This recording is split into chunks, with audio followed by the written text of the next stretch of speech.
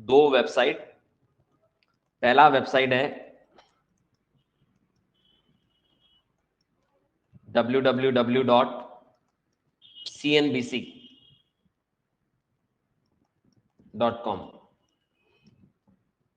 यानी आप cnbc.com से फॉरेन स्टॉक को एनालिसिस कर सकते हैं। और दूसरा जो है वो आपका है याहू का infinance.yahoo.com। अगर आपको यूएस, कनाडा, ऑस्ट्रेलिया और यूके जैसी कंट्रीज के स्टॉक एक्सचेंज के स्टॉक को एनालिसिस करना है तो आपको इन दोनों में से भी मैं प्रायोरिटी दूंगा। आप infinance.yahoo.com को प्रेफरेंस दे सकते हैं। चलिए अपन देखते हैं किस तरह से हम स्टॉक एनालिसिस करेंगे। ठीक है, तो सीधे सीधे मैं आपको, देखिए गूगल पे जा सकते हैं आप और infinance.yahoo.com, ठीक है, और ये आप इसमें जो सेकंड लिंक है स्टॉक मार्केट लाइव वाला, इसको आप ओपन कर लें। ये खुल गया आपका याहू का इनफिनेंस। तो ये आप यहाँ पर आप कोई भी एक कंपनी, जैसे किसी एक कंपनी का नाम आप यहाँ लिख सकते हैं। जैसे मान लो मैं यहाँ पर लिख रहा हूँ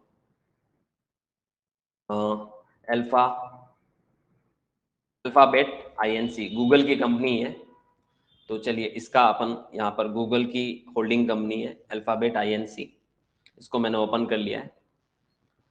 अब आप देख सकते हैं यहाँ पर कि अभी ये नास्डेक है ना, नास्डेक सब वर्ल्ड का सबसे बड़ा स्टॉक एक्सचेंज है, तो उसमें लिस्टेड कंपनी है।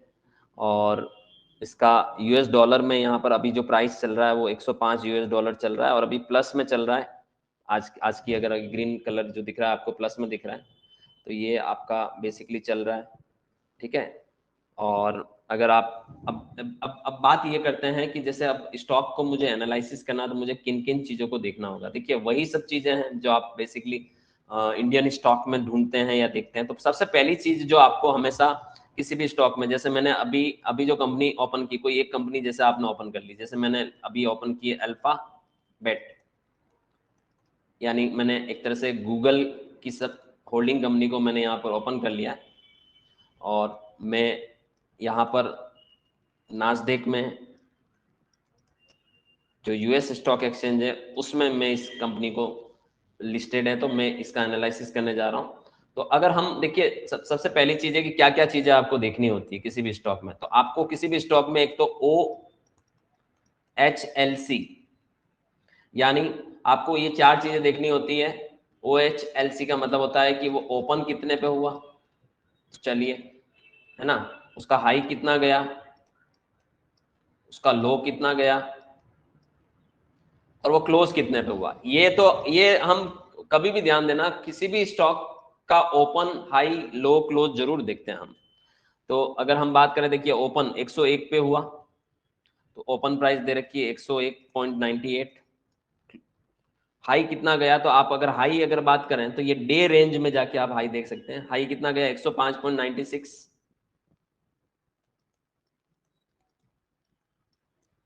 और डे रेंज में आप लो आप देख सकते हैं 101.86। और क्लोज कितने पे हुआ, तो मान लो जैसे ये 4 बजे जैसे मान लो ये क्लोज हुआ, तो क्लोज कितने पे हुआ, 105.84 पे, तो लगभग हाई के आसपास क्लोज हुआ। तो ये आप कभी भी ध्यान देना, एक तो आपको स्टॉक एक्सचेंज में जब किसी स्टॉक के बारे में बात कर रहे हैं तो उसका ओपन, हाई, लो, क्लोज ये देखना होता है। दूसरी चीज, अब जैसे इसमें आप जैसे उसका अर्निंग पर शेयर देखिए, तो ईपीएस की बात करें तो देखिए ईपीएस दे रखा है उसका 4.60, यानी एक शेयर पे लगभग $4.60 आपको ईपीएस देती है कंपनी, कमाया कंपनी ने, है ना। तो ईपीएस के आगे देखो एक लिखा हुआ टीटीएम। अब ये टीटीएम क्या होता है, जैसे आप फॉरेन स्टॉक को देख रहे हैं तो उसमें टीटीएम लिखा हुआ होता है बेसिकली। तो टीटीएम का मतलब होता है ट्रेलिंग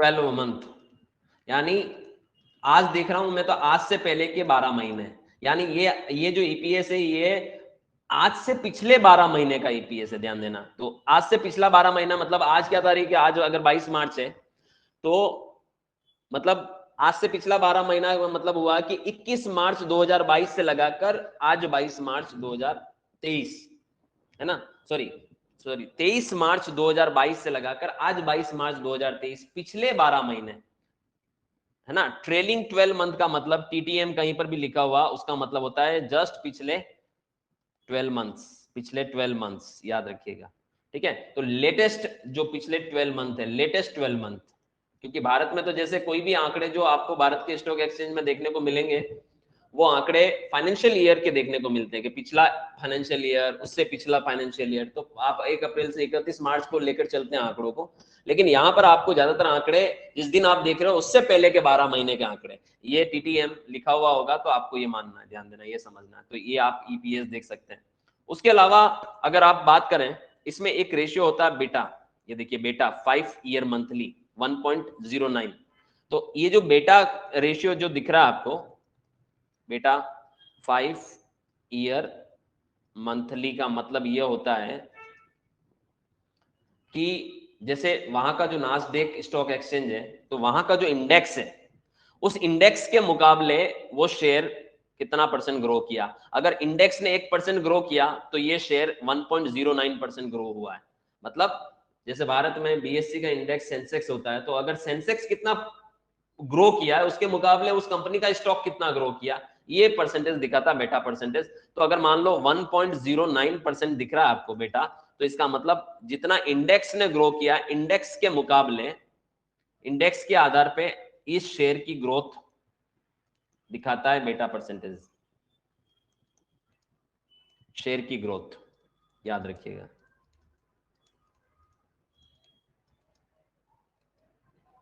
तो ये उसके अलावा अगर आप एक और बड़ा महत्वपूर्ण रेशियो होता है EBIT-DA, earning before interest and tax, depreciation and allowance, before depreciation and allowance, EBIT-DA। अब ये एक चीज ध्यान देना, ये आपको याहू में नहीं नजर आएगा, मतलब आपको अगर ये इन फाइनेंस पर आपको ये रेशियो कहीं नजर नहीं आएगा। इसके लिए हम चलते हैं सीधे सीधे, एक और मैं वेबसाइट यहाँ पर खोल रहा हूँ गूगल पे, मैं इसके लिए CNBC चलता हूँ, तो www.cnbc.com। तो ये भी आप फॉरेन स्टॉक को एनालिसिस करने के लिए इस वेबसाइट को भी आप यूज कर सकते हैं। इसमें भी अपन उसी कंपनी को ओपन कर लेते हैं, मान लो अल्फाबेट,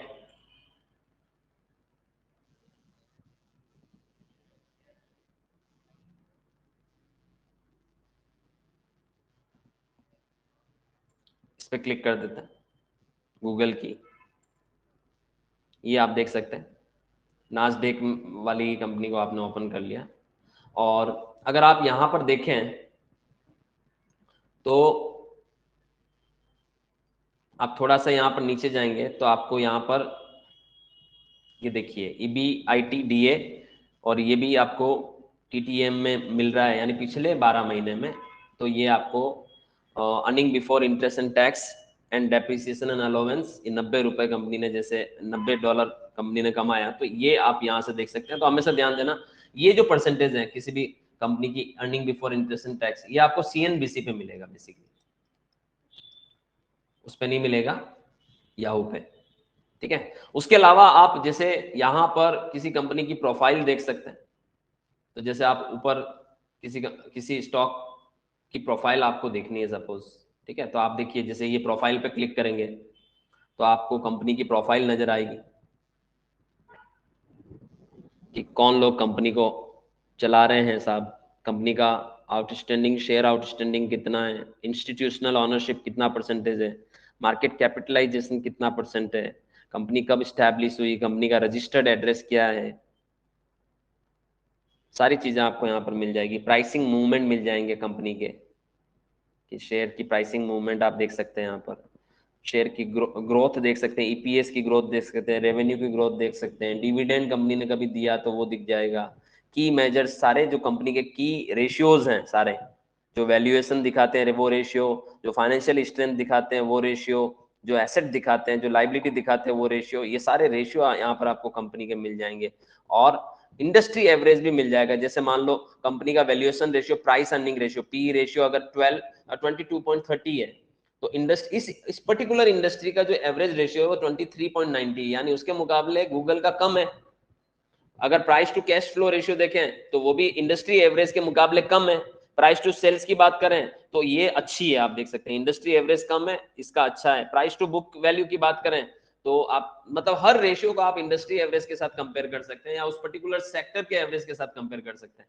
तो आप यहाँ पर किसी भी कंपनी की प्रोफाइल देख सकते हैं, है ना, कंपनी के कौन लोग हैं, कौन लोग कंपनी को चला रहे हैं, ये सब चीजें आपको यहाँ पर नजर आ जाएगी। जैसे यहाँ लिखा हुआ देखिए, सुंदर पिचई, चीफ एग्जीक्यूटिव ऑफिसर, तो ये सीईओ है बेसिकली। एड्रेस नजर आ जाएगा आपको यहाँ पर।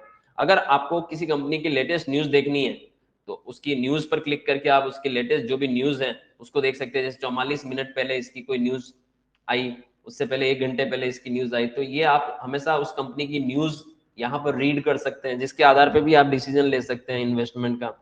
उसके अलावा अगर हम बात करें तो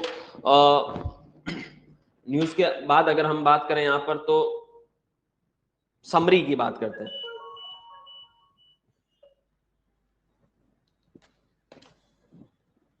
अगर हम कंपनी की समरी देखें तो देखिए न्यूज के आगे समरी भी है, तो समरी में भी जो की स्टेट्स हैं वो सारे नजर आ जाएंगे कि कंपनी का जो भी की स्टेट्स है, पिछले 52 वीक का हाई, पिछले 52 वीक का लो, सब कुछ टोटल सारा रेशियो सारे नजर आ जाएंगे। इवेंट, कंपनी ने कभी कोई, जैसे कंपनी ने कोई स्प्लिट किया हो या कोई ईपीएस कंपनी ने अर्निंग बांटी हो, डिविडेंड दिया हो, वो सारी चीजें आ जाएगी लेटेस्ट, है ना। तो ये आप कंपनी की समरी में देख सकते हैं। अगर आप कंपनी की फाइनेंशियल में जाएंगे यहाँ से तो आपको बैलेंस शीट नजर आ जाएगी, क्वार्टरली एनुअल दोनों देख सकते हो आप। कंपेरेटिव बैलेंस शीट देख सकते हो 2019 के मुकाबले, 2020 के मुकाबले, 2021 के मुकाबले, 2022 के मुकाबले कंपनी की कंपेरेटिव बैलेंस शीट आप देख सकते हो। इनकम स्टेटमेंट आप देख सकते हो जिसमें कंपनी की net cell, gross income, operating income, profit before tax, profit after tax, सारी चीजें आपको यहाँ पर नजर आ जाएगी। उसके अलावा कैश फ्लो स्टेटमेंट आप देख सकते हो, कंपनी का जो कैश फ्लो है। मैंने आपको पहले भी बताया था कि कंपनी का प्रॉफिट एंड लॉस अकाउंट में जो earning before interest and tax या अर्निंग आफ्टर टैक्स जो दिख रहा है उससे ज्यादा इंपॉर्टेंट होता है ऑपरेटिंग प्रॉफिट से होने वाला फ्लो, इनफ्लो। तो आप यहाँ पर ऑपरेटिंग इनफ्लो देख सकते हैं कंपनी का, पूरा पूरा का पूरा कैश फ्लो देख सकते हैं। तो ये आप फाइनेंशियल स्टेटमेंट्स देख सकते हैं, आप कंपनी के सारे स्टेट्स देख सकते हैं। देखिए अब वापस मैं यहाँ पर आ रहा हूँ याहू पे, तो मैं अगर स्टेट्स, याहू में अगर मैं बात करूँ स्टेट्स की, तो अगर आप स्टेट्स पे जाओगे तो आपको यहाँ पर सारे valuation states, financial states,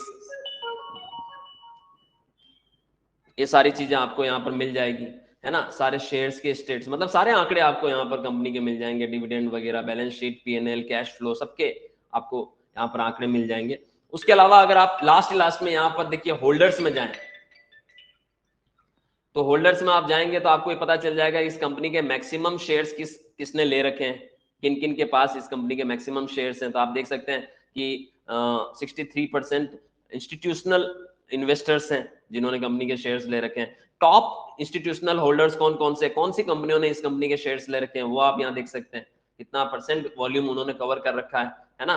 top mutual fund holder इस कंपनी के कौन कौन है वो आपको यहाँ पर नजर आ जाएगा। तो मतलब कुल मिलाकर आप किसी भी कंपनी के बारे में, किसी भी फॉरेन स्टॉक एक्सचेंज में लिस्टेड कंपनी के बारे में, ये दो अच्छे एनालिटिकल टूल है जिनसे आप ये सारी रिसर्च कर सकते हैं। जिसमें एक तो आपका इनफाइनेंस याहू का, और दूसरा हमने यहाँ पर बात किया सीएनबीसी का।